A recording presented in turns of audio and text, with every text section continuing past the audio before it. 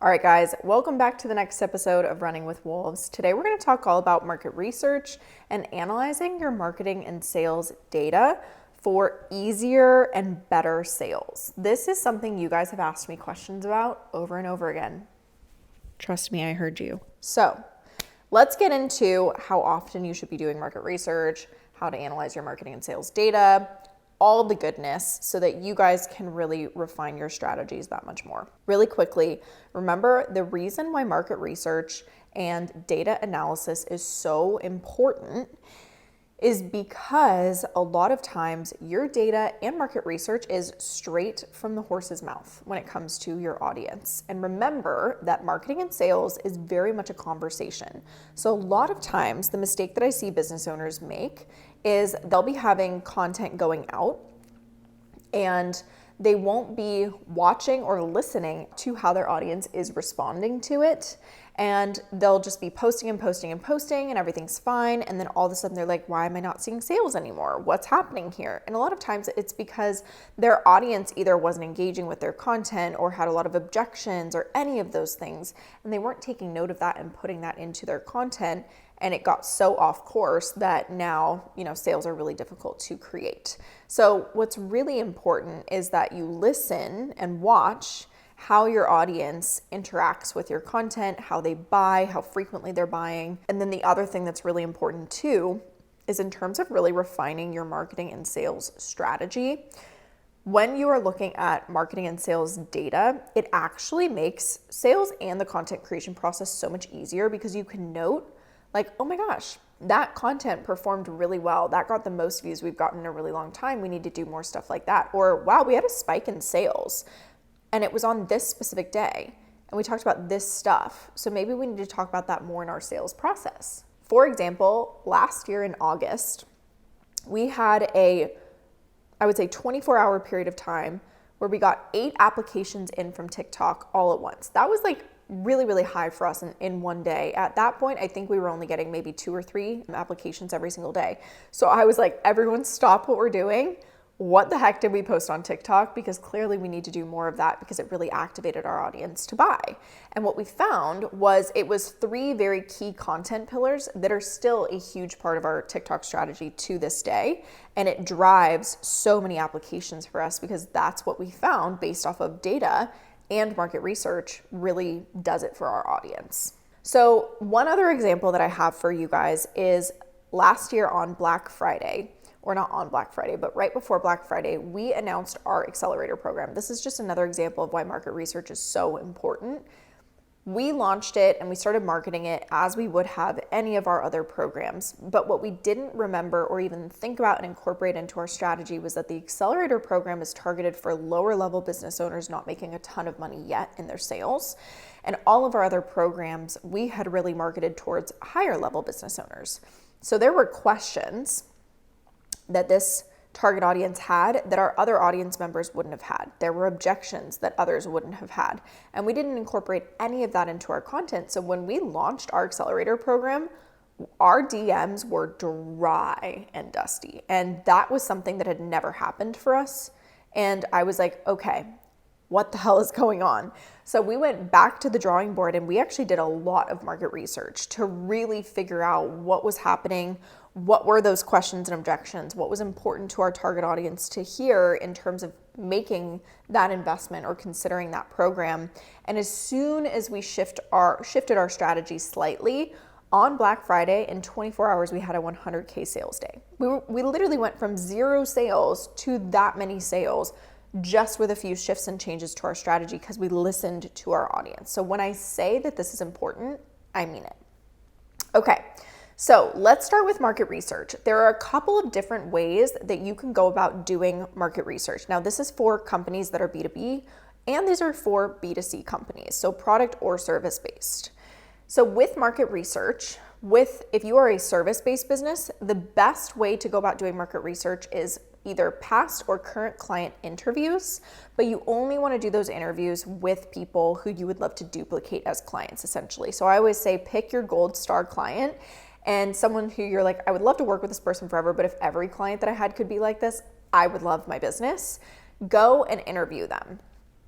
Another way that you can do this is by polling or surveying your audience. This is for B2B or B2C. Companies do this all the time. They send feedback forms, they send inquiries, they send, questionnaires, all of that good stuff to really get information from their audience. The thing you want to be cautious about with polls and surveys is you want to make sure that it's really your target audience that's answering you. If you just poll, like for example, your Instagram audience and ask them a couple questions, the people who answer is going to be your entire audience. But if your entire Instagram audience isn't actually your target audience, you're going to get the wrong answer. So you just have to be careful about that. So that's the only thing you have to be really cautious about, is just making sure that the answers that you're getting, take them with a grain of salt and make sure they're really from your target audience. If you are a product or service-based business, you're polling your audience, you're getting feedback from your audience, you're surveying your audience.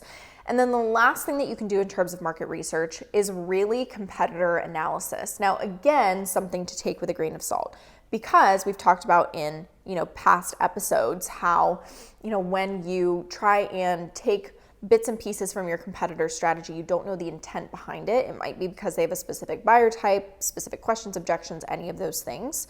And you have to understand why they're using that strategy.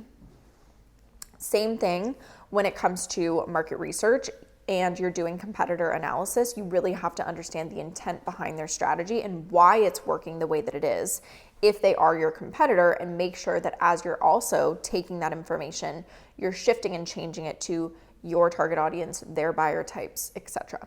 So those are kind of the key ways that you can go about doing market research, whether you are a product or service-based business. Now let's talk about the things that you need to figure out from your audience in order to make content creation easier and sales easier as well.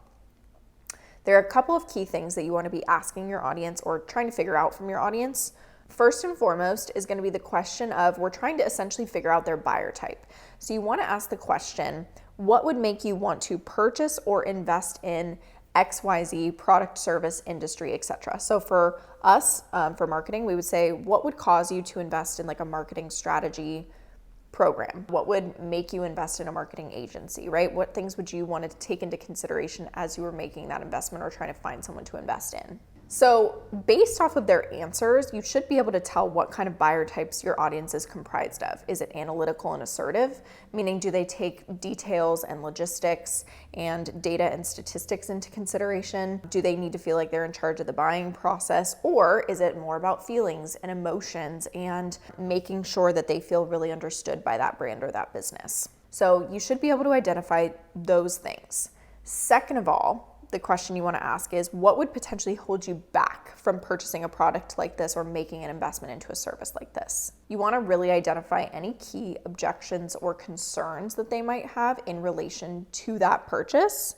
And then you want to ask, what would make you feel like you could overcome that concern or that objection? What would make you feel like you could overcome any of those fears that you have in terms of purchasing or investing, right? Because then you'll have a very clear understanding of what is meaningful to them in the sales process, what they take into consideration. You'll also have an understanding of any potential objections or concerns they might have, and also how to overcome that. So those are kind of the key questions that you want to be asking in any of those formats or trying to identify, right? Competitor analysis, polls and surveys, interviews, etc. Now, let's move into data analysis. And before we do that, the one thing that I will mention to you guys, and keep this in mind, is in terms of market research, people ask me all the time, how frequently should I be doing market research? In general, I would say every 90 days is probably pretty important, just to have a fresh understanding of your target audience every quarter. However, what I will say is, if you're launching a new product line or if you're launching a new service, or you feel like for some reason something's weird with marketing or with sales, you're not seeing the sales you thought you should be seeing, do another round of market research. Okay, so now we're going to move into data analysis. We're going to start with marketing data. Now remember the Wolf framework, which is attract, warm, convert. There's different metrics that you should be looking at for all of these different phases. So we're going to start with the attraction and the warming piece. So what should you be looking at in that attraction phase in terms of getting as many video or views as possible, profile views, etc., getting as many eyes onto your different platforms as possible, and then nurturing those leads. So in that attraction and warming phase, the key things we're trying to figure out is answer the question, What is getting and holding the most attention when it comes to my target audience? What's getting their attention the most and what's holding it the most and making them want to go binge and consume my content that much more? So in terms of things that you want to be looking at to figure that out, you want to look at video views. What videos of yours have gotten the most views? When have you gotten the most profile views? What videos, what pieces of content have caused the most profile views? What has caused the most accounts reached? What's gotten the most saves, comments, shares? Essentially, you want to be looking at what's gotten the most views, what's gotten the most visibility, and why. Was it the topic we were talking about? Was it the format of the content? Was it the audio we used? Figure out why that got the most views. Then you want to figure out what's getting the most engagement from my audience. What's getting them to talk back to me the most? Same thing. Is it the content topic? Is it the format? Is it the audio? What is it that's causing me to get this kind of engagement from my audience, right? So then moving into the sales aspect of things, which is that conversion piece, you want to answer the question, what's activating my target audience to buy? Or what's holding them back? What are these potential objections that I might have? So the metrics you want to be looking at here is link clicks, whether you're product or service based. You want to be looking at website views, website traffic. You want also, if you have a product-based business, you want to look at abandoned cart rates. If you have a ton of people going to your website, but your abandoned cart rates are skyrocketing, something's going on. You're getting a lot of attention, but they don't trust you enough, right? In order to make that purchase. You want to look at, on the service-based side of things, applications, inquiries in your Instagram DMs, sales call bookings, and then on top of that, you just want to look at general purchases, right? Overall sales per month. So those are kind of the key things that you want to be looking at, overall in terms of metrics and identifying, okay, like we had, last year in August, we had 8 applications in one day, all from TikTok. Okay. What was it that we were talking about? What was the format of the content? Why did that drive so many applications? And then compare it across the board. See if you can find any other evidence that is really something, that topic, that format of content, any of those things is really something that drives those sales. So like I said, in terms of market research, you want to be looking at doing market research every 90 days or when you launch a new product or service, or if something's kind of wonky in terms of your marketing or your sales.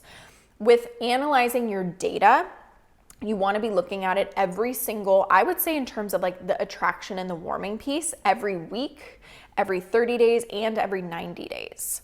Then in terms of the sales side of things, you want to be looking at that data probably every month and then probably every 90 days as well. Because that's going to give you a really clear picture and story in your head of, okay, every week, every month, and every quarter, where are we at in terms of that data, and what can we do to make those refinements and shifts moving forward with our strategy? So then the only other thing that I want to talk about is really interpreting that data and that market research and figuring out what story it's telling you and how you can use that information to, go to your content and really make those changes to see a lasting result with your sales. So like I said, identify any themes you're seeing.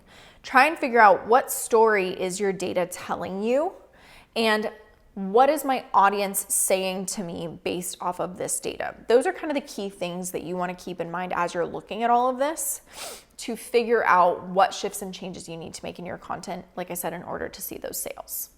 So those are kind of my top tips and tricks, I would say, when it comes to market research and then also when it comes to data analysis. And I cannot stress to you guys how important it is that you're utilizing this every week, month, and quarter. So as always, if you guys have questions about market research, if you guys have questions about data analysis, any of those things, like I've always said, I love to talk about that stuff, especially the numbers and the data. That just gets me. I don't know about you guys. I know we all geek out about different stuff, but I love talking about data analysis. So if you guys have any questions, you guys are all welcome, obviously, to come into my DMs. We can talk about this always. And as always, tune into the next episode and we'll talk soon. Bye, guys.